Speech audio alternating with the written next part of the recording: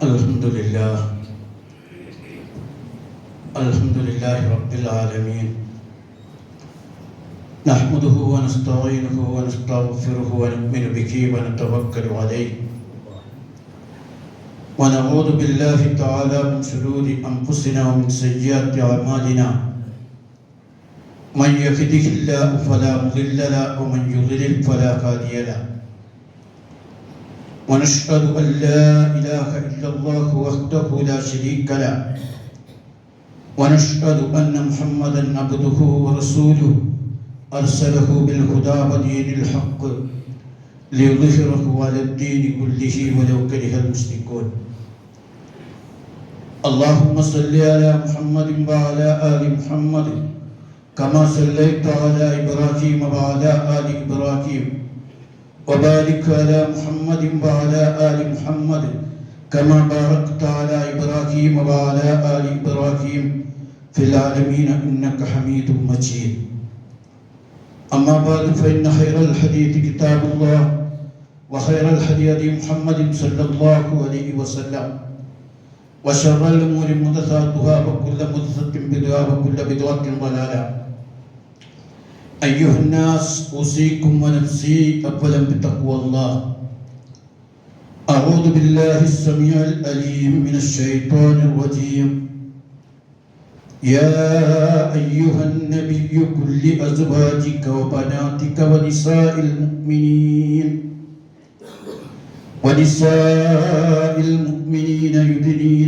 يدنين عليهن من جلابيبهن ذلك أدنى أن يعرفن فلا يؤذين وكان الله غفورا رحيما. صدق الله العظيم. رب اشرح لي صدري ويسر لي أمري واحلل عقدة من لساني يفقهوا قولي.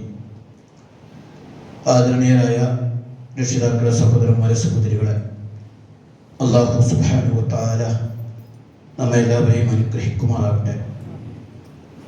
അള്ളാഹുവിൻ്റെ പരിശുദ്ധ ദീനനുസരിച്ച് ജീവിക്കുവാൻ നാം ഓരോരുത്തരെയും ആദ്യമായി വസിയത്ത് ചെയ്തുകൊള്ളുന്നു. അല്ലാഹു സുബ്ഹാനഹു വ തആല നമുക്ക് നൽകിയ ജീവിത വ്യവസ്ഥയാണ് ഇസ്ലാം. ഇസ്ലാമിലെ ഒരു മനുഷ്യ ജീവിതത്തിൻ്റെ എല്ലാ വിഷയങ്ങളെക്കുറിച്ചുമുള്ള നിയമനിർദ്ദേശങ്ങളും വിധിവിലക്കുകളും ഇസ്ലാമിലുണ്ട്. ഒരു സമ്പൂർണ്ണ ജീവിത വ്യവസ്ഥയാണ് ഇസ്ലാം സമ്പൂർണമായും ജീവിതത്തെ അള്ളാഹുവിന് സമർപ്പിക്കണം എന്നാണ് ആവശ്യപ്പെടുന്നത്. അള്ളാഹുവിന് ജീവിതം സമർപ്പിക്കണം എന്നാണ് ഇത് നിർദ്ദേശിക്കുന്നത്. ജീവിതത്തിന്റെ ഒരു വർഷവും അള്ളാഹു അല്ലാത്ത മറ്റൊരു ശക്തിക്കോ വ്യക്തിക്കോ വസ്തുതിക്കോ സമർപ്പിക്കരുത് എന്നാണ് ഇസ്ലാം കൽപ്പിക്കുന്നത്. അതുകൊണ്ട് ഇസ്ലാമിനെ പരിശോധിച്ചാൽ അതിലെ ആരാധനകൾ മാത്രമല്ല, എല്ലാം ചെറിയ കാര്യങ്ങൾ നമുക്ക് തോന്നുന്ന വിഷയങ്ങൾ വരെ ദീനുൽ ഇസ്ലാമിലുണ്ട്. ഒരു വിഷയത്തിന്റെ അതിസൂക്ഷ്മ തലങ്ങൾ വരെ ഉണ്ട്. അതൊക്കെ പാലിക്കണം എന്നാണ് ഇസ്ലാം പഠിപ്പിച്ചത്. അല്ലാഹുവിന്റെ റസൂല് ഇസ്ലാം വന്ന് നടത്തിയ ഒരു വലിയ മാറ്റം സമൂഹത്തിന്റെ സദാചാര രംഗത്തുള്ള മാറ്റമായി. അല്ലാഹുവിന്റെ റസൂല് വരുമ്പോൾ സദാചാര രംഗം വളരെ മോശമായിരുന്നു. സ്ത്രീകളും പുരുഷന്മാരും തമ്മിലുള്ള ബന്ധങ്ങളിൽ വിശുദ്ധി ഉണ്ടായിരുന്നില്ല.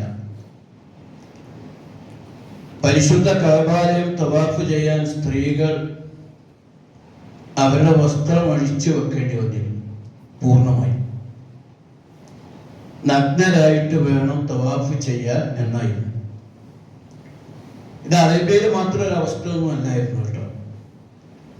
ലോകത്തൊക്കെയും അങ്ങനെയുള്ള സങ്കല്പങ്ങളായിരുന്നു.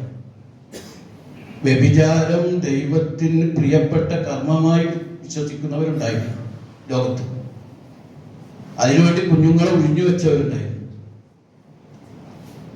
പുരോഹിതന്മാർക്ക് പെൺകുഞ്ഞുങ്ങളെ സമർപ്പിച്ചിരുന്നവരുണ്ടായിരുന്നു. സ്ത്രീകൾ വസ്ത്രം ധരിക്കുന്നത് കുറ്റമായി കണ്ടിരുന്നു. ഞാൻ പലപ്പോഴും സൂചിപ്പിക്കാറുള്ള ഒരു കാര്യം, കുറ്റമായിരുന്നു, വലിയ തെറ്റായിരുന്നു. ഇത് പണ്ടൊന്നുമല്ല. ഈ കേരളത്തിൽ ഒരു 100-150 കൊല്ലം മുമ്പ് കേരളത്തിൽ സ്ത്രീകൾ വസ്ത്രം ധരിക്കുന്നത് വലിയ കുറ്റമാണ്. ടിപ്പു സുൽത്താൻ കേരളത്തിൽ വന്നിട്ട് ഓർഡിനൻസ് പ്രഖ്യാപിച്ചതാണ്, വസ്ത്രം ധരിക്കണം, സ്ത്രീകൾ വസ്ത്രം ധരിക്കണമെന്ന് അദ്ദേഹമാണ് ഓർഡിനൻസ് പ്രഖ്യാപിച്ചത്. വസ്ത്രമില്ലാത്തവർക്ക് ഞാൻ വസ്ത്രം വാങ്ങിക്കൊടുക്കാം എന്നായിരുന്നു അദ്ദേഹം പറഞ്ഞത്. അതിന്റെ പശ്ചാത്തലത്തിൽ ചേലക്കരകളിൽ ചേലകൾ വിതരണം ചെയ്യപ്പെട്ടിരുന്നു. അങ്ങനെ തുണി ഒളിപ്പിച്ചത് ഒരർത്ഥത്തിൽ കേരളത്തെ ടിപ്പു സുൽത്താനായിരുന്നു. ചില മതക്കാർക്ക്, ചില ജാതി വിഭാഗങ്ങൾക്ക് വസ്ത്രം ധരിക്കൽ കുറ്റമായി, വലിയ തെറ്റായി. ഈഴവ മതത്തിൽപ്പെട്ടവരെ ഒരു സ്ത്രീ വസ്ത്രം ധരിച്ചതിന്റെ പേരിൽ തിരുവിതാംകൂർ അമ്മ മഹാറാണി കൊട്ടാരത്തിൽ വിളിപ്പിച്ചു വരുത്തി 2 സ്ഥലങ്ങൾ കുറിച്ചു മാറ്റിയിട്ടുണ്ട്. വസ്ത്രം ധരിച്ചത് ബ്രിട്ടീഷുകാരുടെ കൂടെ വേലക്ക് പോയി തിരിച്ചു വന്നപ്പോൾ വസ്ത്രം ധരിച്ചു എന്ന ഒറ്റ കാരണത്താൽ. അങ്ങനെ മാറി മറക്കണമെങ്കിൽ പ്രത്യേക കരം കൊടുക്കേണ്ടിയിരുന്നു. ആ കരത്തിനെതിരെയുള്ള സമരമാണ് നങ്ങേലിയുടെ സമരം. അങ്ങനെ കേരളത്തിൽ നടന്ന ഐതിഹാസികമായ ഒരു സമരമുറയായിരുന്നു വസ്ത്രം ധരിക്കാനുള്ള അവകാശം. അതിന്റെ 1400 വർഷങ്ങൾക്ക് മുമ്പ് മുഹമ്മദ് മുസ്തഫ സല്ലല്ലാഹു അലൈഹി വസല്ലം തങ്ങൾ വിശുദ്ധ ഖുർആനിലൂടെ സ്ത്രീകൾക്ക് വസ്ത്രം നൽകി എന്നതാണ്. ഇന്നും ലോകത്ത് സ്ത്രീകൾക്ക് വസ്ത്രം ധരിക്കാനുള്ള അനുമതി കുറവാണ്. കാരണം വസ്ത്രം ധരിക്കാൻ പരിഷ്കാരത്തിന്റെ പേരിൽ പറഞ്ഞുകൊണ്ട് സ്ത്രീ വസ്ത്രം ധരിക്കുന്നത് അപരിഷ്കൃതമായി അവതരിപ്പിക്കുകയാണ് ചെയ്യുന്നത്. പുരുഷന്മാർ നല്ല ഫുൾ കൈയും ഹാറ്റും ടൈയും എല്ലാം ഇട്ട് വസ്ത്രം കൂടുതൽ ധരിച്ച് വിശുദ്ധ വലിയ ആളുകളാകുമ്പോൾ അവരുടെ കൂടെ നടക്കുന്ന സ്ത്രീ മിനിസ്കർട്ടും വളരെ അല്പവസ്ത്രവും ധരിക്കലാണ് മാന്യത എന്ന് പറഞ്ഞ് പ്രചരിപ്പിച്ചു വരും. അതിന്റെ പ്രതിഫലനങ്ങൾ നിങ്ങൾക്ക് ഈ സിനിമാ ചിത്രങ്ങളിലും പോസ്റ്ററുകളിലൊക്കെ കാണാൻ കഴിയും. കാരണം അതാണ് സംസ്കാരം എന്നതാണ്. അത് തന്നെ പല രാജ്യങ്ങളിലും പല സമൂഹങ്ങളിലും വ്യത്യസ്തരാണ്. അമേരിക്കക്കാർ പറഞ്ഞ് ഏറ്റവും വൃത്തികെട്ട വസ്ത്രം ധരിക്കുന്നത് ഇന്ത്യക്കാരാണ്. എന്താ കാരണം? അവർ സ്ത്രീകൾ അവരുടെ വയറ് കാണിക്കുന്നുണ്ട്.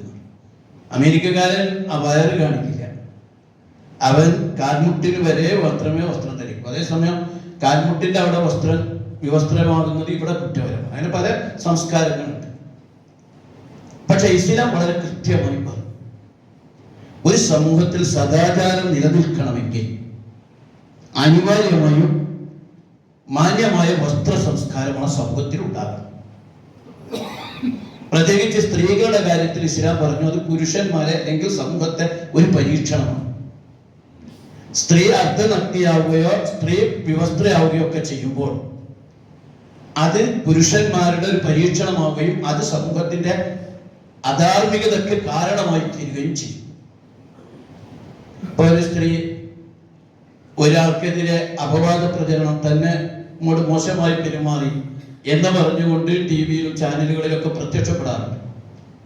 ഞാൻ നോക്കുമ്പോൾ എത്ര വിവസ്ത്രയായി, എത്ര അർദ്ധ നഗ്നയായിട്ടാണ് ആ സ്ത്രീ പോലും രംഗത്ത് വരുന്നത്. അത്തരം ആളുകൾക്കിടയിൽ സുരക്ഷിതത്വം ഉണ്ടാവുകയില്ല എന്നത് വസ്തുതയാണ്. ഇന്ന് നമ്മുടെ സമൂഹത്തിൽ ഈ അർദ്ധനഗ്നമായി നടക്കുന്ന സ്ത്രീകളിലൂടെ അവരുടെ സുരക്ഷിതത്വം നഷ്ടപ്പെടുകയാണ്. അതുകൊണ്ട് ആദ്യം ഞാൻ ആ വിഷയത്തിലേക്ക് വരുന്നതിന് മുമ്പ് ആദ്യം ചില വസ്തു നമ്മൾ മനസ്സിലാക്കണം. അല്ലാഹു തആല ദീനുൽ ഇസ്ലാമിൽ കണിശമായി നിർദ്ദേശിച്ച ഒന്നാണ് വസ്ത്രം അല്ലാഹു നിർദ്ദേശിച്ച പോലെ ധരിക്കണം എന്നത്, പ്രത്യേകിച്ച് സ്ത്രീകളുടെ വസ്ത്രധാരണത്തിൽ. യാ ബനി ആദമ ഖദ് അൻസൽനാ അലൈക്കും ലിബാസൻ യുവാരി സൗആതിക്കും വരീശ വലിബാസു തഖ്വ ദാലിക ഖൈറുൻ ദാലിക മിൻ ആയാത്തില്ലാഹ് ലഅല്ലഹും യത്തഖൂൻ. ആദം സന്തതികളെ, നിങ്ങൾക്ക് നാം നിങ്ങളുടെ മുഖ്യാവയവങ്ങൾ മറക്കുന്ന വസ്ത്രവും അലങ്കാര വസ്ത്രവും നൽകിയിരിക്കുന്നു.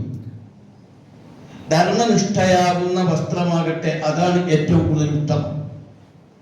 അവർ ശ്രദ്ധിച്ച് മനസ്സിലാക്കാൻ വേണ്ടി അള്ളാഹു അവതരിപ്പിക്കുന്ന തെളിവുകളിൽ പെട്ടതത്രേ അത്. അപ്പൊ വസ്ത്രം അള്ളാഹു നമുക്ക് നിശ്ചയിച്ചു തന്നിട്ടുണ്ട്. ആദം സന്തതികൾ. ലോകത്ത് വസ്ത്രം ധരിക്കുന്ന ഒരേ ഒരു ജീവിയും മനുഷ്യൻ മാത്രമേ ഉള്ളൂ. ആ വസ്ത്രം മറക്കുന്നതോടുകൂടിയാണ് അവരിലെ ആ മനുഷ്യത്വം അല്ലെങ്കിൽ ആ സൗന്ദര്യബോധവും വർദ്ധിക്കുന്നത്. അതേപോലെ ഇസ്ലാം പറഞ്ഞു, ഇസ്ലാമിലെ സ്ത്രീകളെ സംബന്ധിച്ചിടത്തോളം അവരുടെ വസ്ത്രധാരണം അവരുടെ ഐഡന്റിറ്റിയുടെ ഭാഗമാണ്, അവരുടെ തിരിച്ചറിയലിന്റെ ഭാഗമാണ്. അത് അവർക്ക് സുരക്ഷിതത്വം നൽകും എന്നാണ് ഇസ്ലാം പ്രഖ്യാപിച്ചത്. യാ അയ്യുഹൽ നബി, ഏ പ്രവാചകരെ, കുല്ലി അസ്വാജിക വബനാതിക വനിസാഇൽ മുഅ്മിനീൻ, താങ്കളുടെ ഭാര്യമാരോടും പെൺമക്കളോടും മുഴുവൻ മുഅ്മിനാകളായ സ്ത്രീകളോടും പറയണം, യുദിനീന അലൈഹിന്ന മിൻ ജലാബീബിഹിന്ന, തങ്ങളുടെ മൂടുപടങ്ങൾ തങ്ങളുടെ മേൽ താഴ്ത്തിയിടാൻ പറയണം. ദാലിക അദിനാ യുഗ്റഫ്ന വലാ യുഗ്ദൈ, അത് അവർ തിരിച്ചറിയപ്പെടാനും ശല്യം ചെയ്യപ്പെടാതിരിക്കാൻ ഏറ്റവും നല്ലതാണ്. പൊറുക്കുന്നവനും കരുണാനിധിയുമാകും. അപ്പൊ നമുക്ക് മുസ്ലിം സ്ത്രീക്ക് അവരുടെ ഐഡന്റിറ്റിയുടെ ഭാഗമാണ് വസ്ത്രം, പലർക്കുള്ള ഐഡന്റിറ്റി. അതേപോലെ ഇസ്ലാമിലെ ഒരു സ്ത്രീക്ക് ഇസ്ലാം കൊടുത്ത ഐഡന്റിറ്റിയാണ് ശരീരഭാഗം മറച്ചുകൊണ്ടുള്ള ഐഡന്റിറ്റി. അതുകൊണ്ട് ഇസ്ലാം പറഞ്ഞത് അർദ്ധനഗ്നയും മുക്കാൽ നഗ്നയൊക്കെ ആയി നടക്കുന്ന സ്ത്രീകളെ സുരക്ഷിതത്വം ഈ സ്ത്രീക്ക് ലഭിക്കും. അവൾ വളരെ മാന്യമായി സമൂഹത്തിൽ ജീവിക്കാൻ സാധിക്കും. മനുഷ്യന്റെ മനസ്സും പ്രകൃതിയും അറിയുന്ന അല്ലാഹു തആല വളരെ കൃത്യമായി സ്വീകരിച്ചതാണ്. അതുകൊണ്ട് അവരുടെ മൂടുപടം താഴ്ത്തിയിടുക എന്നാണ് ഇസ്ലാം പഠിപ്പിച്ചത്. വേറെ ഭാഗത്ത് വളരെ കൃത്യമായി തന്നെ സൂറത്ത് നൂറ് പഠിക്കുമ്പോൾ നമുക്ക് മനസ്സിലാക്കാൻ കഴിയും. അതില് സ്ത്രീ അവളുടെ ഭംഗി അന്യപുരുഷന്മാരെ തൊട്ട് മറക്കണം എന്നല്ലേ ഇസ്ലാം പഠിപ്പിച്ചത്. അവളുടെ സൗന്ദര്യം മറ്റു പുരുഷന്മാരെ കാണിക്കാനുള്ളതല്ല. അവളുടെ സൗന്ദര്യം വെളിപ്പെടേണ്ടത് ഉത്തരവാദിത്തപ്പെട്ട ഭർത്താവിന്റെ മുന്നിൽ, അടുത്ത ബന്ധുക്കളുടെ മുന്നിൽ, അത്രയേ പാടുള്ളൂ. വിശുദ്ധ ഖുർആൻ പറഞ്ഞു, വകുല്ലിൽ മുഅ്മിനാത്തി യഗ്ളുദ്ന മിൻ അബ്സാരിഹിന്ന വയഹ്ഫുദ്ന ഫുറൂജഹുന്ന വലാ യുബ്ദീന സീനത്തഹുന്ന ഇല്ലാ മാ ളഹറ മിൻഹാ വൽ യദ്രിബ്ന ബിഹുംദിഹിന്ന അലാ ജുയൂബിഹിന്ന വലാ യുബ്ദീന സീനത്തഹുന്ന ഇല്ലാ ലിബൂലത്തിഹിന്ന ഔ ആബാഇഹിന്ന ഔ ആബാഇ ബൂലത്തിഹിന്ന ഔ അബ്നാഇഹിന്ന ഔ അബ്നാഇ ബൂലത്തിഹിന്ന أو إخوانهن أو بني إخوانهن أو بني أخواتهن أو نسائهن أو ما ملكت أيمانهن والتابعين غير أولي الإربة من الرجال أو الطفل الذي لم يظهروا على عورات النساء. സത്യവിശ്വാസിനികളോട് അവരുടെ ദൃഷ്ടികൾ താഴ്ത്തുവാൻ മനസ്സിലാക്കണം. സത്യവിശ്വാസികളോട് പറയണം അവരുടെ ദൃഷ്ടികൾ താഴ്ത്തുവാനും അവരുടെ ഗുഹ്യാവയവങ്ങൾ സൂക്ഷിക്കാനും അവരുടെ ഭംഗിയിൽ നിന്ന് പ്രത്യക്ഷമായത് ഒഴിച്ച് എന്ന് പറഞ്ഞാൽ മുഖവും മറ്റൊക്കെ ആയിരിക്കാം, ഒഴിച്ച് മറ്റൊന്നും വെളിപ്പെടാതിരിക്കാൻ നീ പറയണം. അവരുടെ മക്കനകൾ കുപ്പായമാറുകൾക്ക് മീതെ അവർ താഴ്ത്തിക്കൊള്ളട്ടെ. അവരുടെ ഭർത്താക്കന്മാർ, പുത്രന്മാർ, അവരുടെ പുത്രന്മാർ, അവരുടെ സഹോദരന്മാർ, അവരുടെ ഭർത്തൃപിതാക്കൾ, അവരുടെ സഹോദര പുത്രന്മാർ, അവരുടെ സഹോദരി പുത്രന്മാർ, മുസ്ലിങ്ങളിൽ നിന്നുള്ള സ്ത്രീകൾ, അവരുടെ വലങ്കൈ ഉടമപ്പെടുത്തിയ അടിമകൾ, ലൈംഗികാസക്തി ഇല്ലാത്ത പുരുഷന്മാരായ പരിചാരകർ, സ്ത്രീകളുടെ രഹസ്യങ്ങൾ മനസ്സിലാക്കിയിട്ടില്ലാത്ത കുട്ടികൾ എന്നിവരൊഴിച്ച് മറ്റാർക്കും തങ്ങളുടെ ഭംഗി വെളിപ്പെടുത്തരുത്. ഇതിന്റെ മുമ്പിൽ തന്റെ ഭംഗി നഗ്നത വെളിപ്പെടുത്താനല്ലേ പറഞ്ഞു, ഭംഗി വെളിപ്പെടുത്തരുത്. നഗ്നത മറക്കാനുള്ളതാ. ആ ഭർത്താവിന്റെ മുന്നിൽ ഒഴിച്ച് ആരുടെ മുന്നിലും നഗ്നത കാണിക്കരുത്. അതേസമയം തന്റെ ഭംഗിയും സൗന്ദര്യവും പോലും അടുത്ത ഈ ബന്ധുക്കളുടെ മുന്നിലല്ലാതെ മറ്റാൾക്കാരെ മുന്നിൽ കാണിക്കാൻ വേണ്ടി നടക്കരുത് എന്നാണ് ഇസ്ലാം പഠിപ്പിച്ചത്. ചിലർക്ക് ഇത് ഭയങ്കര ഒരു കടുപ്പമില്ല, അതിനാണ് അവർക്ക് സുരക്ഷിതത്വം. എന്തിനാ ബാക്കിയുള്ളവരുടെ മുമ്പിലേക്ക് ഭംഗി കാണിച്ചിട്ട് അവരുടെ വായ നോക്കികളാക്കിയിട്ട് എന്ത് കാര്യം, എന്ത് ഗുണം? അത് സമൂഹത്തിനുണ്ടാക്കുന്ന വൈകല്യങ്ങൾ എത്ര ഭീകരമാണ്. ഒരിക്കലും എത്ര പരിഷ്കൃതമായിട്ടും എന്തെല്ലാം ആയിട്ടും സമൂഹത്തിൽ തിന്മകൾ പെരുകുകയാണ്. ഈ തിന്മകളൊക്കെ പെരുകുന്നതിന്റെ കാരണം യഥാർത്ഥത്തിൽ ഇതാണ് എന്ന് പഠിപ്പിക്കുകയാണ്. അതുപോലെ നബി സല്ലല്ലാഹു അലൈഹി വസല്ലം തിരുമേനി പറഞ്ഞു, നഗ്നത പ്രദർശിപ്പിക്കുന്നവർ അഹങ്കാരികളാണ്, അവരാണ് കപട വിശ്വാസികൾ. അവരിൽ നിന്ന് സ്വർഗത്തിന്റെ കാക്കക്കൂട്ടത്തിൽ വെളുത്ത ചിറകുകളും ചുവന്ന കൊക്കും കാലുകളുമുള്ള ഒരു കാക്കയെ പോലെയുള്ളത് മാത്രമാണ് സ്ത്രീകളുടെ കൂട്ടത്തിൽ സ്വർഗത്തിൽ പ്രവേശിക്കുക. ഇത് നഗ്നത കാണിക്കുന്ന ആളുകൾ സ്വർഗത്തിലെത്തുകയില്ല എന്ന് റസൂലുള്ളാഹി സ്വല്ലല്ലാഹു അലൈഹി വസല്ലം പഠിപ്പിക്കുകയാണ്. അതേപോലെ നഗ്നത മറിയാത്ത തരത്തിലുള്ള വസ്ത്രം ജാഹിലിയത്തിന്റെ വസ്ത്രമാണ്.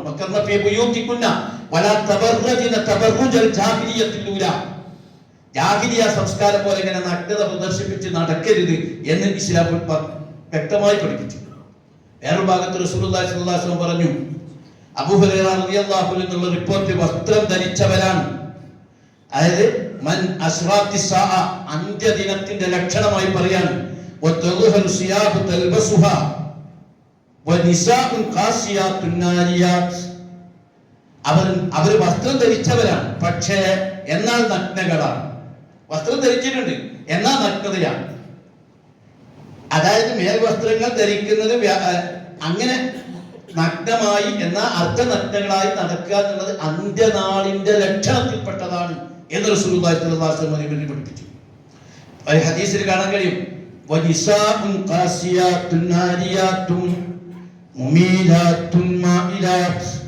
മുസ്ലിം റിപ്പോർട്ട് ചെയ്ത ഹദീസിൽ പറയാണ്, ആ സ്ത്രീകളെ നഗ്നത, അതായത് നഗ്നത ഇങ്ങനെ പ്രകടിപ്പിക്കുക, ആ നേരിയ വസ്ത്രങ്ങൾ ധരിക്കുക, പ്രകടമാക്കുക, ഇങ്ങനെയൊക്കെ ചെയ്യുന്ന സ്ത്രീകൾ ശപിക്കപ്പെട്ടിരിക്കുക. അവർ സ്വർഗത്തിൽ കടക്കൂല, സ്വർഗത്തിന്റെ മണം അവർ മണക്കൂല. ഇനി പറഞ്ഞു ഇനി ഒരുപാട് പറയാനുണ്ട് അതിനെ കുറിച്ച്. വളരെ ഗൗരവത്തിലാണ് വിശുദ്ധ ഖുർആൻ തന്നെ ഇടപെട്ടുകൊണ്ട് ഈ ശരീഅത്ത് നിയമം നമുക്ക് നിശ്ചയിച്ചിരിക്കുന്നത്. ഞാൻ തർക്കമുള്ള വിഷയം മാറ്റി വെക്കാം, മുഖം മറക്കണോ വേണ്ടേ, അത് തൽക്കാലം മാറ്റി വെക്കാം, വേറെ പണ്ഡിതന്മാർക്കിടയിൽ ഇഖ്തിലാഫുള്ള വിഷയമാണ്. പക്ഷെ എല്ലാവരും അംഗീകരിച്ച ചില യാഥാർത്ഥ്യമുണ്ട്. ഇസ്ലാമിലെ സ്ത്രീ മുഖവും മുൻകൈയും ഒഴിച്ച് ശരീരഭാഗം മറക്കണം. 1. 2, അവൾ സൗന്ദര്യം പ്രകടിപ്പിക്കുന്ന രൂപത്തിൽ പുറത്തിറങ്ങരുത്. പുറത്തിറങ്ങാം, ആവശ്യങ്ങൾക്കൊക്കെ പോകാം സ്ത്രീക്ക്. പക്ഷേ അവളുടെ പോകുന്നതിന്റെ ഉദ്ദേശത്തിൽ താൻ ഭംഗിയുള്ളവളാണ്, എനിക്ക് സൗന്ദര്യമുണ്ട് എന്ന് മറ്റുള്ളവർക്ക് തോന്നിപ്പിക്കുന്ന വിധത്തിൽ കൃത്രിമമായ സൗന്ദര്യങ്ങളോ സൗന്ദര്യ പ്രകടനങ്ങളോ നടത്തി പുറത്തു പോകരുത്. വസ്ത്രം മറച്ചാൽ മാത്രം പോരാ, മറ്റ് പുരുഷന്മാരെ ആകർഷിക്കത്തക്ക രൂപത്തിൽ സ്ത്രീകൾ അവരുടെ ഇടുങ്ങിയ വസ്ത്രമോ അല്ലെങ്കിൽ ഉള്ളിൽ വളരെ നേരിയ വസ്ത്രമോ ധരിക്കരുത്. ശരീരത്തിന്റെ ഭാഗങ്ങൾ പ്രകടമാകുന്ന വിധത്തിൽ ഇടുങ്ങിയ രൂപത്തിൽ വസ്ത്രം ധരിക്കാൻ പാടില്ല. അവരുടെ ലക്ഷ്യത്തിൽ ഒരിക്കലും മറ്റ് പുരുഷന്മാർ തന്നെ ആകർഷിക്കണമെന്ന ഉദ്ദേശം ഉണ്ടാകില്ല. അതുകൊണ്ട് സുഗന്ധം തേച്ചുകൊണ്ട് പോലും അവൾ പുറത്തിറങ്ങരുത് എന്ന് പഠിപ്പിച്ചു. ഈ ഭാഗം സംരക്ഷിക്കപ്പെട്ടാൽ മൊത്തം സൊസൈറ്റി സംരക്ഷിക്കപ്പെടും. ഇതാണ് ദീനുൽ ഇസ്ലാം പഠിപ്പിച്ചത്. ഇത് നമ്മുടെ കുട്ടികളെ ചെറുപ്പത്തിലേ തന്നെ എന്ത് ചെയ്യേണ്ടതുണ്ട്, ഈ സംസ്കാരത്തിലൂടെ വളർത്തിക്കൊണ്ടിരിക്കണം. സാധാരണ ചെയ്യുന്ന ഒരു തെറ്റ് പോലെയല്ല ഈ തെറ്റ്. 2 പ്രശ്നങ്ങളുണ്ട്. 1, ഒരു പെൺകുട്ടി നമ്മുടെ വീട്ടിൽ നിന്ന് അർദ്ധനഗ്നയായി തല മറക്കാതെയും ഔറത്ത് ശരിക്കും മറക്കാതെയും നമ്മുടെ ഒരു മോള് പുറത്തിറങ്ങി വരുമ്പോ വീട്ടിൽ നിന്ന് പോയി പുറത്തിറങ്ങി വരണവരെ ഹറാമിലാണ്. 1 മിനിറ്റോ 5 മിനിറ്റോ അല്ല, അവിടെ അത്രയും നേരം ഹറാമിലാണ്. സുദീർഘമായി ചെയ്യുന്ന ഒരു ഹറാം. ഒരു മനുഷ്യൻ അറിയാതെ രഹസ്യമായി ചെയ്യുന്ന ഒരു തെറ്റും ആളുകളുടെ മുമ്പിൽ പ്രകടമായി ഇസ്ലാമിന് വിരുദ്ധമായ ഒരു നിലപാട് സ്വീകരിക്കുന്നതും ഒരുപാട് വ്യത്യാസമുണ്ട്. ഞാൻ പറഞ്ഞ വളരെ ശ്രദ്ധിക്കല്ലേ. അതായത് ഒരു മനുഷ്യൻ അറിയാതെ എന്തെങ്കിലും ഒരു ചെറിയ തെറ്റ് ചെയ്തു പോയി, അല്ലെങ്കിൽ രഹസ്യമായ ഒരു ചെറിയ തെറ്റ് ചെയ്തു പോയി, അത് നിസ്സാരമല്ല, ഗുരുതരമാണ്. പക്ഷെ അതിനേക്കാൾ ഗുരുതരമാണ് അല്ലാഹ് ദീനുൽ ഇസ്ലാം പ്രഖ്യാപിച്ച ഒരു പ്രകടമായ സംസ്കാരത്തിന് വിരുദ്ധമായി ഞാൻ ഇസ്ലാമിനെതിരാണ് എന്ന് പ്രഖ്യാപിക്കും വിധം സമൂഹത്തിലേക്ക് ഇസ്ലാം വിരുദ്ധമായ നിലപാടോടുകൂടി ഒരാൾ ഇറങ്ങി വരുന്നത് വലിയ തെറ്റാണ്. അത് പൊറുക്കപ്പെടാത്ത തെറ്റാണ്. കാരണം ഇപ്പോഴോ ഒരു വസ്ത്രം അറിയാതെ നീങ്ങിപ്പോയതല്ല. പുരുഷന്മാർ മടക്കി കുത്തലുണ്ടല്ലോ, മടക്കി കുത്തുമ്പോ ഒന്നിങ്ങനെ കുത്തുമ്പോ അവത്തിന്റെ ഒത്തിരി ഭാഗം കാണാറുണ്ട്. അത് തെറ്റന്നെയാണ്, വിജയിച്ചാണ്. പക്ഷെ അതുപോലെയല്ല, ഒരുത്തൻ നിക്കറിട്ട് നടന്നാൽ അവന്റെ മനസ്സെന്തായിരിക്കും? അവന്റെ മനസ്സിൽ ഞാൻ ഇസ്ലാമിന്റെ വസ്ത്ര സംസ്കാരം സ്വീകരിക്കില്ല എന്ന് മനസ്സിലാക്കും. ഇസ്ലാമിന്റെ വസ്ത്ര സംസ്കാരം അതിനോട് എനിക്ക് അംഗീകാരമില്ല, പുച്ഛമാണ്. നമ്മുടെ പെൺകുട്ടികളെ ഈ ഇസ്ലാമിന്റെ സംസ്കാരത്തിൽ നിന്ന് അകറ്റപ്പെടുന്ന അവസ്ഥയിലേക്ക് വരാൻ പാടില്ല. അപ്പൊ ഇത് ഗുരുതരമായ തെറ്റാണ്. നമ്മുടെ സ്ത്രീകൾ, നമ്മുടെ ഭാര്യമാർ, നമ്മുടെ പെൺമക്കൾ, നമ്മുടെ ആളുകളെ ഇസ്ലാമിന്റെ ഒരു വസ്ത്ര സംസ്കാരത്തിലേക്ക്, അത് മാന്യമാണല്ലോ, അപരിഷ്കൃതമല്ലല്ലോ, അതിനെത്തി വ്യക്തിത്വമുണ്ട്. ലോകത്തിലെ ഉന്നത സമൂഹങ്ങളും ആളുകളൊക്കെ അത് ഉൾക്കൊള്ളുന്നുണ്ട്. അപ്പൊ മാന്യമായി സമൂഹത്തിലേക്ക് ഏത് ജോലിക്കും പോകാവുന്ന രൂപത്തിൽ ഇസ്ലാമിന്റെ വസ്ത്ര സംസ്കാരം നമുക്ക് ഉൾക്കൊള്ളാൻ സാധിക്കേണ്ടതുണ്ട്. അല്ലെങ്കിൽ അവരുടെ പേര് ഖുർആൻ ഹദീസും പറയുന്നു, പടച്ച തമ്പുരാന്റെ കൽപ്പനയ്ക്ക് വിരുദ്ധമാണ്, അവർ സ്വർഗത്തിന്റെ മണം ആസ്വദിക്കില്ല, അവർ അല്ലാഹുവിന്റെ ശാപകോപത്തിന് വിധേയമാണ്, അവർ ഇസ്ലാമിന് വിരുദ്ധമായ നിലപാട് സമൂഹത്തിന്റെ മുമ്പിൽ പ്രഖ്യാപിക്കുന്നവരാണ്. ഇനിയാണ് നമ്മൾ മറ്റൊരു വിഷയം മനസ്സിലാക്കുന്നത്. നമ്മുടെ നാട്ടിലെ ഏറ്റവും കത്തി നിൽക്കുന്ന പുതിയ ഒരു കുട്ടികൾക്ക് പോലും സ്കൂളുകളിൽ ഇസ്ലാമിന്റെ വസ്ത്രധാരണം സ്വീകരിക്കാൻ പറ്റുന്നില്ല എന്ന അവസ്ഥയാണ്. വല്ലാത്ത അത്ഭുതമുണ്ട് നമുക്ക്. എല്ലാവരും അത്ഭുതപ്പെടുന്ന ഒരു കാര്യമാണ്. കാരണം മതത്തിന്റെ പേരിൽ ഒരു പ്രത്യേക ശിരോവസ്ത്രം ധരിച്ച ആളുകളാണ്, മതത്തിന്റെ പേരിൽ വസ്ത്രം ധരിച്ച പെൺകുട്ടിയെ അത് വിലക്കുന്നത് എന്നതാണ് ഏറ്റവും വലിയ അത്ഭുതം. നമ്മുടെ കന്യാസ്ത്രീകള് അവർ മതത്തിന്റെ പേരിലാണ് ഈ വസ്ത്രം ധരിക്കുന്നത്. ഞാനൊക്കെ ട്രെയിനിങ്ങിന് പഠിക്കുമ്പോൾ എൻ്റെ കൂടെ നമുക്ക് കൃത്യമായ യൂണിഫോമുകൾ ഉണ്ടായിരുന്നു. ടീച്ചേഴ്സ് ട്രെയിനിങ്ങിന് പഠിക്കുമ്പോൾ ആ ആളുകളുണ്ടായിരുന്നു. പക്ഷേ കന്യാസ്ത്രീകളായ പെൺകുട്ടികൾ ഉണ്ടായിരുന്നു കൂടെ. അവർക്ക് അവരുടെ വസ്ത്രം, അവരുടെ കാപ്പി കളർ ഇത്, അവരുടെ ഡ്രസ്സ്, അത് ഏതാണോ ഏത് സമൂഹം അനുവദിക്കാറുള്ളതാണ്, എല്ലാവരും അനുവദിക്കുന്നതാണ്. മുസ്ലിം സമൂഹത്തിലെ ഒരു പെൺകുട്ടി വെറുതെ ആചാരത്തിന് സ്വീകരിച്ചതല്ല. മുസ്ലിം സമൂഹത്തിലെ ഒരു പെൺകുട്ടി തന്റെ റബ്ബ് തന്നോട് കൽപ്പിച്ച സംസ്കാരം സ്വീകരിക്കണം എന്ന നിലയ്ക്ക് ശിരോവസ്ത്രം ധരിക്കുന്നതാണ്. ആ ശിരോവസ്ത്രം ഒരു ജനാധിപത്യ മതേതര രാജ്യത്ത് ഒരു പൊതുവിദ്യാലയത്തിൽ സ്വീകരിക്കാൻ പാടില്ല എന്ന് പറയുന്നത് അത്യന്തം അംഗീകരിച്ചു കൊടുക്കാൻ കഴിയാത്തൊരു കാര്യമാണ്. ഞാൻ പറഞ്ഞല്ലോ, ഇവിടെ ഇനി നടക്കാൻ പോണത് സാംസ്കാരിക അധിനിവേശമാണെന്ന് ഞാൻ പറഞ്ഞു. നിങ്ങളുടെ ഇപ്പൊ എന്താ ചെയ്യുന്നല്ലോ, കേരളത്തിലെ ആയിരക്കണക്കിന്, പതിനായിരക്കണക്കിന്, ലക്ഷക്കണക്കിന് മുസ്ലിം പെൺകുട്ടികൾ അവര് വീട്ടിൽ വെച്ച് ശിരോവസ്ത്രം ധരിച്ച് സ്കൂളിലേക്ക് വരുമ്പോ അത് അഴിച്ച് അത് ബാഗിനുള്ളിൽ വെച്ചാണ് സ്കൂളിൽ കയറുന്നത്. ആരും ഇത് പറയുന്നില്ല. ഒരു രക്ഷിതാവ് ഒരു കുട്ടിയും തനിക്ക് ഈ അവസ്ഥ പറ്റൂല, എനിക്ക് വസ്ത്രം ധരിക്കണമെന്ന് പറഞ്ഞപ്പോഴേക്കും പ്രശ്നം. എങ്ങനെ മര്യാദയുള്ള ഒരു വർത്തമാനമായി പരിഗണിക്കാൻ കഴിയും? ആലോചിച്ചു. ആ കുട്ടിക്ക് ഈ രാജ്യം അനുഭവിച്ചതല്ലേ തന്റെ മതമനുസരിച്ച് ജീവിക്കാനും മതസ്വാതന്ത്ര്യം അനുസരിച്ച് ജീവിക്കാനുമുള്ള അംഗീകാരം. പക്ഷെ നിർഭാഗ്യവശാൽ അത് വലിയ മതേതരത്വത്തിന്റെ വർത്തമാനം പറയുന്ന ആളുകൾ പോലും അത് സ്വീകരിക്കും. അപ്പോഴേക്കും നമ്മളെ രക്ഷിതാക്കൾക്ക് അതൊന്നും ഒരു ഫീലിംഗുമില്ല. ഈ കുട്ടിനെ എവിടെ ചേർക്കേണ്ടത്, എങ്ങനെ ഏത് സംസ്കാരത്തിലാണ് വളർത്തേണ്ടത് നമ്മൾ പഠിക്കണ്ടേ. നമ്മൾ പലപ്പോഴും ഭൗതിക വിദ്യാഭ്യാസം കിട്ടാനുള്ള ആർത്തിയിൽ ഏതെങ്കിലും ആ സ്ഥാപനങ്ങളിൽ കൊണ്ടുപോയി പഠിപ്പിച്ച് ഈ കുട്ടി പുറത്തേക്ക് വരുമ്പോ ഒരുപക്ഷെ ഡോക്ടറോ എഞ്ചിനീയറോ വലിയ ഉദ്യോഗസ്ഥനോ വലിയ ഡിഗ്രിയോ മാർക്കൊക്കെ കിട്ടിയേക്കാം. പക്ഷേ ഒരു തരി പോലും ഇസ്ലാമിനോട് കൂറില്ലാത്ത, ദീനി സംസ്കാരമില്ലാത്ത, പാപ്പാടെ താടി കണ്ടാൽ അറപ്പ് തോന്നുന്ന, അമ്മയുടെ ഭർത്ത കണ്ടാൽ വെറുപ്പ് തോന്നുന്ന, ഇസ്ലാം എന്ന് കേട്ടാൽ പുച്ഛം തോന്നുന്ന മക്കളെ നമ്മൾ സൃഷ്ടിച്ചെടുക്കാൻ പോകുക. ഞാൻ അതുകൊണ്ടാണ് പറഞ്ഞത്, വിദ്യാഭ്യാസ രംഗത്ത് വളരെ ശ്രദ്ധാപരമായ നിലപാട് സ്വീകരിക്കും. പൊതുവിദ്യാഭ്യാസ രംഗം അത് ശക്തിപ്പെടുത്തേണ്ടതുണ്ട് എന്ന് അംഗീകരിക്കുന്നതോടൊപ്പം തന്നെ ഞാൻ കൃത്യമായി പറയുന്നു, പൊതുവിദ്യാഭ്യാസ രംഗത്ത് ആസൂത്രിതമായ മതനിഷേധത്തിന്റെയും ഇസ്ലാം വിരുദ്ധതയുടെയും അജണ്ടകൾ ഒളിഞ്ഞു കിടക്കുന്നുണ്ട് എന്ന വസ്തുത നിങ്ങൾ തിരിച്ചറിയണം. പൊതുവിദ്യാഭ്യാസത്തിനകത്ത് അതുണ്ട്, അത് അറിഞ്ഞോ അറിയാതെയോ ഉണ്ട്. ആ ഒളി അജണ്ടകളിലൂടെ വളർത്തപ്പെടുമ്പോൾ ശ്രദ്ധിച്ചിട്ടില്ലെങ്കിൽ, കുട്ടികൾക്ക് ഇസ്ലാമിക സംസ്കാരം വേണ്ട പോലെ നമ്മൾ നൽകിയിട്ടില്ലെങ്കിൽ വളരെ കൃത്യമായ ഒരു അപകടം നമുക്ക് സംഭവിക്കാറുണ്ട്. ഞാൻ ചോദിക്കുന്നത്, ഈ യഥാർത്ഥത്തിൽ ഇത് ഇസ്ലാമിന്റെ മാത്രം സംഭാവനയല്ല. ലോകത്ത് പല മതങ്ങളും ഇപ്പൊ നമ്മുടെ സമൂഹത്തിൽ തന്നെ പ്രകടമായി നിൽക്കുന്ന മതങ്ങൾ, ആ മതങ്ങളിൽ തന്നെ പറയുന്ന കാഴ്ചപ്പാടനുസരിച്ച് യഥാർത്ഥത്തിൽ ശിരോവസ്ത്രം ധരിക്കണമെന്നാണ് പറയുന്നത്. ഇസ്ലാം മാത്രമല്ല, ഇസ്ലാമിന്റെ ലോകത്ത് അധിക മതങ്ങളോ അധിക സംസ്കാരങ്ങളോ വസ്ത്രം ധരിക്കുന്നവരാണ്.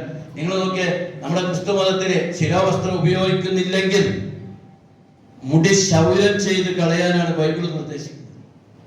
തല മറക്കണില്ല. അതൊന്നും നിങ്ങൾ കണ്ടിട്ടില്ലേ? പള്ളിയിൽ പോകുമ്പോൾ ക്രിസ്ത്യാനി ഇപ്പൊ കുട്ടികളൊക്കെ തല മറിച്ചിട്ടാ പോവുക. ക്രിസ്ത്യൻ പള്ളിയിലേക്ക് ആഴ്ച പോകുമ്പോ തല മറിച്ചിട്ടാണ് അവർ പോണത്. അതല്ലേ മതത്തിന്റെ ചിഹ്നം സ്വീകരിച്ച കന്യാസ്ത്രീകൾ തലമറക്കുന്നത്. ക്ഷൗരം ചെയ്ത് കളയണം. അതായത് സ്ത്രീ ശിരോവസ്ത്രം ഉപയോഗിക്കുന്നില്ലെങ്കിൽ മുടി മുറിച്ചു കളയട്ടെ. മുടി മുറിച്ചു കളയുന്നതും തല ക്ഷൗരം ചെയ്യുന്നതും അവൾക്ക് ലജ്ജയാണെങ്കിൽ അവൾ ശിരോവസ്ത്രം ധരിക്കട്ടെ. ബൈബിൾ. വേറെ സ്ത്രീ പുരുഷന്റെയോ പുരുഷൻ സ്ത്രീയുടെയോ വസ്ത്രം ധരിക്കരുത്. പഠിപ്പിച്ച അതേ ഇസ്ലാമിന്റെ നിയമം തന്നെ. നിന്റെ ദൈവമായ കർത്താവിന് നിന്യരാണവര്. ആവർത്തന പുസ്തകം 22:5 കാണാം. ആവർത്തന പുസ്തകത്തിൽ കൃത്യമായി പറഞ്ഞിരിക്കുന്നു. വീണ്ടും നോക്കൂ, ബൈബിൾ ശിരോവസ്ത്രം ധരിക്കാൻ കൽപ്പിക്കുന്നു. അതേസമയം നമ്മുടെ ഈ കന്യാസ്ത്രീകൾ അത് ഒഴിവാക്കാൻ കൽപ്പിക്കുന്നു എന്ന് മാത്രമല്ല, അതേ മുസ്ലിം സ്ത്രീ പെൺകുട്ടികൾക്ക് അത് വിലക്കുകയും ചെയ്യും. ഇനി മറ്റൊന്ന്, ഹിന്ദു മതം നിങ്ങൾ നോക്കിയേ. ഹിന്ദു മതത്തിൽ അങ്ങനെയാണ് കാഴ്ചപ്പാട്. ദൈവം നിന്നെ സ്ത്രീയായി സൃഷ്ടിച്ചിരിക്കുന്നു. നീ നിന്റെ ദൃഷ്ടി താഴ്ത്തുകയും മനുഷ്യരുടെ നേർക്ക് നോക്കാതിരിക്കുകയും കാലുകൾ അടുപ്പിച്ചു വെക്കുകയും വസ്ത്രം വെളിപ്പെടുത്താതിരിക്കുകയും മൂടുപടം ഉപയോഗിക്കുകയും ചെയ്യുക. റസൂലുള്ളാഹി പറഞ്ഞ എല്ലാ നിയമവും ഒറ്റ വാക്കിലുണ്ട്. ഒന്നുകൂടി പറയാം. ദൈവം നിന്നെ സ്ത്രീയായി സൃഷ്ടിച്ചിരിക്കുന്നു. നീ നിന്റെ ദൃഷ്ടി താഴ്ത്തുക, മനുഷ്യരുടെ നേർക്ക് നോക്കാതിരിക്കുക, കാലുകൾ അടർത്തി വെക്കാതെ അടുപ്പിച്ചു വെക്കുക, വസ്ത്രം വെളിപ്പെടുത്താതിരിക്കുക, മൂടുപടം ഉപയോഗിക്കുക. ഋഗ്വേദം. ഇന്ത്യൻ സംസ്കാരത്തിൽ അതാണ്. രാമൻ പരശുരാമനെ കണ്ടപ്പോൾ സീതയോടായി പറയുന്നു. ഇത് പഠിക്കേണ്ടാണ്, എന്താ മുഖത്തിലേക്ക് അവരോട് പറഞ്ഞു മനസ്സിലാക്കി കൊടുക്കണം. സീത, നീ മൂടുപടം ഉപയോഗിക്കുകയും നീ നിന്റെ ദൃഷ്ടി താഴ്ത്തുകയും ചെയ്യുക. സീതയോട് പറഞ്ഞു കൊടുത്തതാണ്. ദീനുൽ ഇസ്ലാം മുസ്ലിങ്ങളെന്തോ അപരിഷ്കൃതമായി ഉണ്ടാക്കിയ, റസൂലുള്ളാഹി സ്ത്രീകളെ ഇകഴ്ത്താൻ വേണ്ടി ഉണ്ടാക്കിയ നിയമമൊന്നുമല്ല, അതിനേക്കാൾ മുമ്പുള്ള നിയമമാണ്. അതേപോലെ തന്നെ ഇപ്പോഴത്തെ നിങ്ങൾക്കൊക്കെ വടക്കേന്ത്യയിലെ പല ഗ്രാമങ്ങളിലും അങ്ങനെ. നമ്മൾ ഇന്ദിരാഗാന്ധി അടക്കം വരെ തല മറിച്ചില്ല പോലെ വർഷത്തിൽ നടന്നിരുന്നത്. അത് സ്കൂളിൽ പഠിക്കുന്ന ഒരു കുട്ടിക്ക്, 10ാം ക്ലാസ്സിലൊക്കെ പഠിക്കുന്ന ഒരു കുട്ടിക്ക് അത് നടക്കാൻ പാടില്ല. എന്നിട്ട് പിന്നെ അങ്ങനെ സൈബറാക്കണം. കുട്ടിക്ക് മതമാണ് ഇവർക്കൊക്കെ തലയിൽ ഭ്രാന്ത് കയറി. മതം ഞങ്ങൾക്ക് ഭ്രാന്ത. മതം എന്നത് മോശമല്ല, മതം എന്നത് ജീവിത സംസ്കാര. ആ മതം വിട്ടൊരു കളിയില്ല. ഇത് വ്യക്തമാണ്. നിങ്ങളൊക്കെ മതം വിട്ടെങ്കിൽ ഇസ്ലാം മതം വിടാൻ തയ്യാറില്ല. മതമാണ് അവരെ സംസ്കാരത്തിലേക്ക് നയിക്കുന്നത്. കുട്ടികളെ പഠിപ്പിക്കാൻ ഈ പറഞ്ഞ കുട്ടിയുടെ പിതാവ്, ഈ കുട്ടിയുടെ ജ്യേഷ്ഠത്തെ റഷ്യയിൽ പഠിക്കുന്നു, ലണ്ടനിൽ പഠിക്കുന്നു, MBBS പഠിക്കുന്നു, വലിയ ഇതിലൊക്കെ പഠിക്കുന്നു. പാപ്പ ബോട്ടിൽ കൂലിപ്പണിയെടുത്ത് പഠിപ്പിക്കുക. എന്നിട്ട് അദ്ദേഹത്തിനെതിരെ ആക്രമണം. ഇതിന്റെ ഒക്കെ ഉള്ളിൽ അജണ്ട വളർന്നു വരുന്ന ഇസ്ലാമിക സംസ്കാരത്തെയും ഇസ്ലാമിക മൂല്യങ്ങളെയും എതിർക്കുക. നമ്മുടെ ഇടയിൽ വലിയ മാറ്റം ഉണ്ടായി. ഒരു കാലത്ത്, ആദ്യകാലത്ത് വളരെ സംസ്കാരം നല്ല രീതിയിൽ ഉണ്ടായിരുന്നു. പിന്നെ അതൊക്കെ പോയി. പക്ഷെ പിന്നീട് നമ്മളൊക്കെ വിദ്യാഭ്യാസ മേഖലയിലേക്ക് എത്തിയപ്പോ ഞാനൊക്കെ ഓർക്കുന്നുണ്ട്, ഞാനൊക്കെ സ്കൂളിൽ 10ാം ക്ലാസ്സിലൊക്കെ പഠിക്കുന്ന സമയത്ത് ഒരു പെൺകുട്ടി മാത്രമാണ് തലമറിച്ചത്. തെക്കൻ ജില്ലയിലാണ് പഠിച്ചത്. ആ പെൺകുട്ടി എന്ത് ചെയ്യുന്ന ഒരു എയർപിൻ വെക്കും, ഓള് 3ാം പീരീഡ് എത്തുമ്പോൾ അത് മാറ്റും. പിന്നെ അത് സ്കൂളിൽ വിട്ടുപോകുമ്പോൾ അത് അവളുടെ വീട്ടിൽ ചെന്ന ശിക്ഷകളോടായിരിക്കണം, അവള് മാത്രം. ബാക്കിയൊക്കെ ഒരു ഷാള് മാത്രം. മുസ്ലിമീങ്ങൾക്ക് ആകെ ഉണ്ടായിരുന്ന ഒരു കോളേജാണ് ഫറൂഖ് കോളേജ്. ആ ഫറൂഖ് കോളേജില് ഒരു ഘട്ടത്തിൽ ഒരു മുസ്ലിം പെൺകുട്ടി തലമറിച്ച് ശിരോവസ്ത്രം ധരിച്ചു വന്നത് അത്ഭുതമായി പറയാറുണ്ട്. ഇന്ന് നിങ്ങൾ നോക്കണം, ഇന്ന് മെഡിക്കൽ കോളേജുകളിലടക്കം, എഞ്ചിനീയറിംഗ് കോളേജുകളിലടക്കം, യൂണിവേഴ്സിറ്റിയുടെ ഉന്നത തലങ്ങളിലടക്കം മുസ്ലിങ്ങളല്ലാത്തവർ പോലും ശിരോവസ്ത്രം ധരിച്ച്, ഇസ്ലാമിന്റെ പർദ്ദ ധരിച്ച്, ഇസ്ലാമിന്റെ വസ്ത്രം ധരിച്ച് വരികയാണ്. അതൊരു ഐഡന്റിറ്റിയാണ്. നമ്മളെ ആദ്യമേ കയറി കൊത്താൻ അനുവദിക്കരുത്. നമ്മുടെ കുട്ടികളെ അങ്ങനെയല്ല വളർത്തുന്നത്. നിങ്ങളൊക്കെ ഏതെങ്കിലും ഗവൺമെന്റുകളിലോ മറ്റേ ഗവൺമെന്റുകളിലൊക്കെ എന്തൊക്കെ ചെയ്യുന്നുണ്ട്. ഞാനൊരിക്കൽ പ്രധാനപ്പെട്ട നമ്മുടെ തൊട്ടടുത്ത കുന്നംകുളത്തിൽ പുതിയ ഗവൺമെന്റിന്റെ ഒരു പരിപാടിക്ക് എന്നെ ക്ഷണിച്ചതാണ്. ഒരു മത സൗഹാർദ്ദ പരിപാടിക്ക് ഞാൻ ചെന്നങ്ങനെ അച്ഛനൊക്കെ ഇന്നിങ്ങനെ സ്വീകരിച്ച് കൊണ്ടുപോകുമ്പോൾ പെട്ടെന്നൊരു പയ്യൻ ചർച്ചിൻ്റെ ഉള്ളിൽ, ഇവൻ എന്നെ കണ്ടുകൂടി ഓക്കെ വിഷമിച്ച് തലകട്ടി. ഞാൻ നോക്കുമ്പോൾ നല്ലൊരു മുസ്ലിം കുടുംബത്തിലെ പയ്യനാണ്. അവന് മുട്ടുകുത്തി പ്രാർത്ഥിക്കാൻ കൊണ്ടുപോയതാ. നമ്മളാർക്കെങ്കിലും ചെയ്യുക പണി? വിശ്വാസിയല്ലാത്ത ഒരാളെ കൊണ്ട് നിസ്കരിപ്പിക്കുമോ? ആ വിശ്വാസം നിർബന്ധമാക്കുമോ? ഇപ്പോഴും പല കുട്ടികളെ കൊണ്ട് കുരിശു കൽപ്പിക്കുന്നില്ലേ?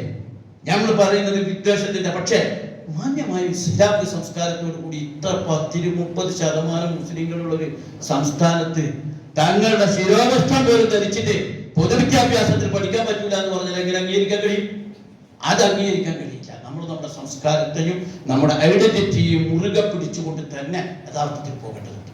അതിന് നമ്മുടെ വീട്ടിലൊക്കെ അതിൻ്റെ ഒരു സംസ്കാരം ശരിക്കും ഉണ്ടാക്കണം. നല്ല സംസ്കാരം ഉണ്ടാക്കണം. മാന്യമായ സംസ്കാരം. നമ്മുടെ ഇതൊക്കെ കേൾക്കുന്നത് പുരുഷന്മാരായി പോയി കുറച്ച് സ്ത്രീകളെ ഉള്ളൂ എന്നുള്ള വേറെ കാര്യം. യഥാർത്ഥത്തിൽ നമ്മുടെ സ്ത്രീകളെയും പെൺകുട്ടികളെയും ഇസ്ലാമിന്റെ അഭിമാനത്തോടു കൂടി നമ്മളത് കൈകാര്യം ചെയ്യാൻ പഠിക്കേണ്ടതുണ്ട്. ലോകത്തിൽ ഇന്ന് ലോകത്തിലെ പൊതുസമൂഹത്തിന്റെ സ്ത്രീകളുടെ ചിത്രം ഇന്ന് ലോകം അറിഞ്ഞുകൊണ്ടിരിക്കുകയാണ്. ഈ വൃത്തികെട്ട സംസ്കാരങ്ങളിലേക്കും നഗ്ന സംസ്കാരവും ലോകത്തിന് എന്താ സമ്മാനിച്ചത്? കുറെ എയ്ഡ്സ് രോഗികളെയല്ലേ, കുറെ കുത്തഴിഞ്ഞ ജീവിതത്തെയല്ലേ, സകല കുടുംബ ജീവിതത്തെയും തകരാറാക്കിയില്ലേ? വലിയ സിനിമാ സംസ്കാരത്തിന്റെ ആ ഭാഗങ്ങളിൽ പോലും കുത്തഴിഞ്ഞ ജീവിത സംസ്കാരല്ലേ വന്നത്? എന്ത് നന്മയാണ് ലോകത്തിന് അത് നൽകിയത്? ഈ വൃത്തികെട്ട സംസ്കാരം ലോകത്തിന് എന്ത് നന്മ നൽകി? അതേസമയം ഈ ശിരോവസ്ത്രം ധരിച്ചതുകൊണ്ട്, ശരീരം നഗ്നത മറച്ചതുകൊണ്ട് എന്ത് അപകട ലോകത്തുണ്ടായത്? ഇത്ര വലിയ ഹാലടക്കാൻ മാത്രം എന്താണത്? പുറത്താക്കാൻ മാത്രം എന്താണത്? എന്ത് അപകടമാണ് ഒരു കുട്ടി തല മറച്ചു എന്നതുകൊണ്ട് വരാൻ പോകുന്നത്? ഒരു അപകടം വരില്ല. പക്ഷേ വളർന്നു വരുന്ന ഇസ്ലാമിക നവജാഗരണത്തെ തച്ചു തകർക്കുകയും ഇസ്ലാമിലെ വിദ്യാർത്ഥി സമൂഹത്തെയും ഇസ്ലാമിലെ കുട്ടികളെയും മതവിരുദ്ധരാക്കി തീർക്കുകയും ചെയ്യുക എന്ന വളരെ വലിയ അജണ്ടയുടെ ഭാഗമാണത് എന്ന് നിങ്ങൾ മനസ്സിലാക്കണം. ആ അജണ്ടയ്ക്ക് തലവെച്ചു കൊടുക്കാതിരിക്കാനുള്ള തൻ്റെ ഇടം നമ്മുടെ ഭാഗത്ത് കൃത്യമായി തന്നെ ഉണ്ടാകേണ്ടതുണ്ട് എന്നാണ് ഞാൻ പറഞ്ഞത്. ഇതൊക്കെ അല്ലാഹു തആല ഇടയ്ക്കിടയ്ക്ക് ഓരോ സാധനം ഇട്ട് തരുന്നതാണ്. ഒരു കുട്ടിയെ ഒരു സ്കൂളിൽ തലമറക്കാൻ ഒഴിവാക്കേണ്ടി വന്നാൽ ഞാൻ പറയുന്നു, തലമറക്കാത്ത ഒറ്റ പെൺകുട്ടിയും ഇനി ഈ സമൂഹത്തിൽ ഇല്ല എന്ന് പറയാൻ വിധത്തിൽ ഇസ്ലാമിക സമൂഹം ഉയർത്തെഴുന്നേൽക്കേണ്ടതുണ്ട്, ഉണർന്നെഴുന്നേൽക്കേണ്ടതുണ്ട്, വളരെ തന്റെ ഇടത്തോടു കൂടി ഉണർന്നെഴുന്നേൽക്കേണ്ടതുണ്ട്. ആലോചന മുസ്ലിം അല്ലാത്ത ഒരാൾ പറഞ്ഞു ഇനി ഞാൻ തല മറക്കാൻ പോവാണെന്ന് പറഞ്ഞതുപോലെ അവരെ കൊണ്ട് പോലും മറപ്പിക്കുന്ന തലത്തിലേക്ക് ഇത് മാറേണ്ടത്. പഠിച്ചോങ്ങനെ ഓരോന്നും ശരിയാണ്. നമ്മൾ പലതും കണ്ടില്ലേ? പലസ്തീനിലെ ആളുകൾ മാറുമ്പോ എത്രയോ ആളുകൾ വിശ്വാസദാർഢ്യത വർദ്ധിപ്പിക്കുകയാണ്, തഖ്വ വർദ്ധിപ്പിക്കുകയാണ്, തവക്കുൽ വർദ്ധിപ്പിക്കുകയാണ്, ഇസ്ലാമിക ജീവിത സമർപ്പണത്തിന്റെ വിശ്വാസദാർഢ്യം വർദ്ധിപ്പിക്കുകയാണ്. സാലിഹ് അൽ ജഫ്രാനി ശ്വാസം വലിച്ചിങ്ങനെ മരിക്കുമ്പോ 27 വയസ്സുള്ള പയ്യൻ എന്ത് ത്യാഗം സഹിച്ചിട്ട് അവസാനം ഇങ്ങനെ മരിക്കണ അവസാനത്തിൽ അൽഹംദുലില്ലാ അൽഹംദുലില്ലാ എന്ന് പറഞ്ഞ് ഇങ്ങനെ മരിക്കുകയാണ്. ഓരോ കലിമയും ചൊല്ലിക്കൊണ്ടാ മരിക്കുന്നത്. 27 വയസ്സുള്ള ആൾ. അത് ലോകത്ത് എല്ലാ ചെറുപ്പക്കാരുടെയും മനസ്സിൽ ഇതുപോലെ കലിമ ചൊല്ലി അള്ളാഹുവിനെ സ്തുതിച്ച് അള്ളാഹുവിനെ പ്രകീർത്തിച്ചുകൊണ്ട് മരിക്കാൻ ഉദവി നൽകലെന്ന് തോന്നിപ്പിക്കുന്ന ലൈവായ മരണം, ലൈവായ ഈമാനികമായ മരണം. എന്നിട്ടും അവിടെ പേടിയില്ലാത്ത 18 വയസ്സ് 16 വയസ്സുള്ള അനിതൻ അതേ കുപ്പായം അണിഞ്ഞുകൊണ്ട് അതേ ദൗത്യം ഏറ്റെടുക്കുന്ന ഈമാനിക ശക്തി ലോകം കണ്ടറിയാൻ. ഞങ്ങൾ എന്നോട് പറഞ്ഞോന്നറിയില്ല, ഒരു വലിയ പത്രപ്രവർത്തകൻ, കൊല ചെയ്യപ്പെട്ട പത്രപ്രവർത്തകൻ അദ്ദേഹത്തിന്റെ 4 വയസ്സോ 3 വയസ്സുള്ള മോളോട് ചോദിക്കുന്നു, മോളെ നമുക്ക് ഖത്തറിലേക്ക് പോയാലോ, ഖത്തറിൽ സുഖമായിട്ട് ജീവിക്കാം, ഖത്തറിലേക്ക് പോയാലോ? പക്ഷെ ആ മോള് പറയുന്നില്ല, ഞാൻ പോകില്ല, ഖത്തറിലേക്ക് ഞാൻ പോകില്ല. എന്നാ നമുക്ക് പിന്നെ ജോർദാനിലേക്ക് പോയാലോ, തൊട്ടടുത്ത ജോർദാനിലേക്ക്? ഞാൻ പോകില്ലപ്പ. നമുക്ക് മിസ്രിലേക്ക് പോയാലോ? ഇല്ല. എന്നിട്ടാ മോള് പറയുന്നത്, ഞാൻ പലസ്തീനിൽ 3-4 വയസ്സുള്ളൂ, പലസ്തീനിൽ എന്താ പൊന്നെന്ത വിളയുന്നത്? ബോംബ് വീണുകൊണ്ടിരിക്കുക, 92% കെട്ടിടം തകർന്നിരിക്കുക. അവിടെ ഒരു പിടിച്ചു പറയും ഒരു തിന്മയും അവിടെ നടത്താൻ സാധിച്ചിട്ടില്ല, നടന്നിട്ടില്ല. എന്നിട്ട് ആ 92% തകർന്ന കെട്ടിടങ്ങളുള്ള ഇനിയും ബോംബ് വീഴാൻ സാധ്യതയുള്ള ആ കുട്ടിയുടെ ഉപ്പ 2 ദിവസം കഴിഞ്ഞപ്പോഴേക്കും ഉപ്പ ഷഹീദായി. 20-30 വയസ്സുള്ള ഉപ്പ ഷഹീദായിന്ന്. പക്ഷേ ആ കുട്ടിയുടെ മനസ്സ്, ഞാൻ ഈ നാട് വിട്ടു പോകില്ല. ഇത് ലോകം കാണാണ്, 1-2 ആളുകളല്ല, ലോകത്തിലെ കോടിക്കോടി മനുഷ്യരെ കാണാണ്. അപ്പൊ ഓരോന്നും അല്ലാഹു തആല നമുക്ക് ചില ഇട്ട് തരികയാണ്. ഒരു പുതിയ ലോകത്ത്, അതറിഞ്ഞ ലോകമല്ല, ഇന്ന് ലോകത്തിന്റെ കമ്മ്യൂണിക്കേഷൻ സംവിധാനം വികസിച്ച ലോകത്ത് നമുക്ക് തരാൻ തീരുമാനമെടുക്കാൻ കഴിയണം. നമ്മുടെ മക്കൾ, നമ്മുടെ ഭാര്യമാർ, നമ്മുടെ കുടുംബം ആരും ഔറത്ത് മറക്കാതെ പുറത്തിറങ്ങില്ല, ഇസ്ലാമിന്റെ വസ്ത്രം ധരിക്കാതെ പുറത്തിറങ്ങില്ല. ആ സൗന്ദര്യ പ്രകടനത്തിന്റെ വൃത്തികെട്ട ജാഹിലിയത്തിന്റെ ജാഹിലിയത്തിലുള്ള ജാഹിലിയ കാലഘട്ടത്തിലെ ആ ആഭാസത്തരത്തിന്റെ വൃത്തികേടുകൾ എന്റെ വീട്ടിനകത്തുണ്ടാവില്ല എന്ന് പ്രതിജ്ഞ എടുക്കുകയാണ് നമ്മൾ ചെയ്യേണ്ടത്. സഹോദര സമുദായങ്ങളെ പറഞ്ഞ് ബോധ്യപ്പെടുത്തി കൊടുക്കണം. ഞാൻ ബൈബിളിലെയും ഗ്രന്ഥത്തിലെയും ഉദ്ധരണികൾ പറഞ്ഞത് നിങ്ങൾ സംസാരിക്കാൻ വേണ്ടിയിട്ടാണ്. അവരോട് പറഞ്ഞു കൊടുക്കണം. ഞങ്ങൾ ഉണ്ടാക്കിയ വൃത്തികെട്ട ആറാം നൂറ്റാണ്ടിലെ അപരിഷ്കൃത നിയമമല്ല. ഉടയതമ്പുരാന്മാർ, പ്രവാചകന്മാർ, മഹാന്മാർ അവരിലൂടെ അവതീർണമായ ദൈവദത്തമായ ദർശനമാണ് ഇത്, ആ സംസ്കാരമാണിത് എന്ന് ലോകത്തോട് പറഞ്ഞു കൊടുക്കാൻ നമുക്ക് കഴിയണം. അല്ലാഹു സുബ്ഹാനഹു വ തആല അതിനൊക്കെ നമുക്ക് തൗഫീഖ് നൽകി അനുഗ്രഹിക്കുമാറാകട്ടെ.